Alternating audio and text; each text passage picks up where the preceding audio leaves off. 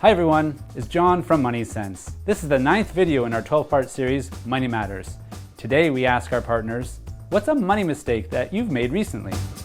One mistake I made was failing to fully appreciate the depth and duration of how long COVID would be with us for, and how that translates into adjustments or changes to our monthly expenses. For example, I assumed that we'd be returning to work much sooner than we likely will be.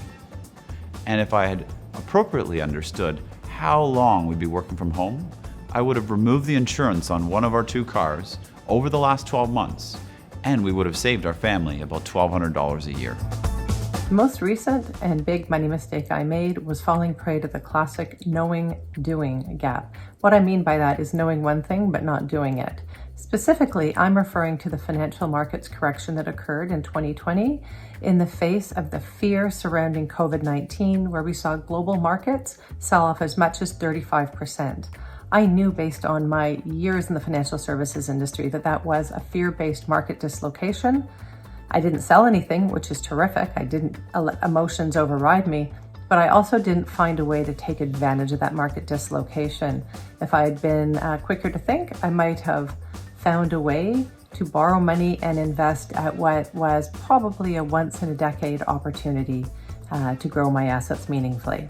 So that's a micro example, but it is that falling prey to the knowing-doing gap. What money mistake have I made recently? That's easy. Too much online shopping for things I don't really need.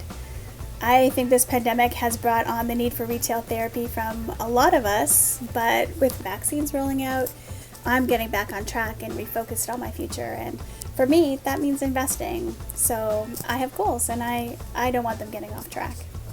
So what was a money mistake that I made recently?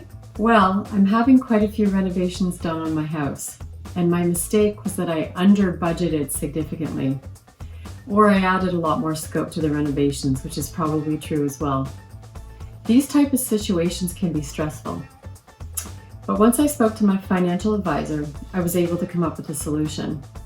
I suggest you have a financial advisor that you feel comfortable being honest with. Because sometimes life happens, and a good financial advisor can give you a plan and peace of mind. I'm a member in my company's employee share purchase plan, and I'm contributing the amount that I need in order to get the most matching contributions by my employer. This is a non-registered plan, so the investment income is taxed at my marginal tax rate. My mistake is leaving the stocks in the plan when my wife and I have available TFSA room.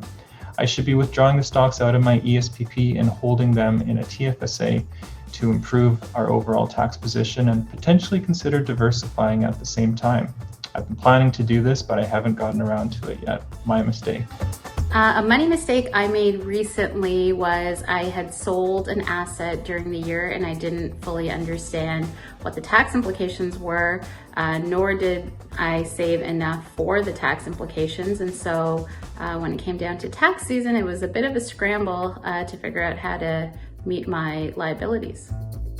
Well, I can't say that I have made a money mistake as of late. However, maybe a missed opportunity.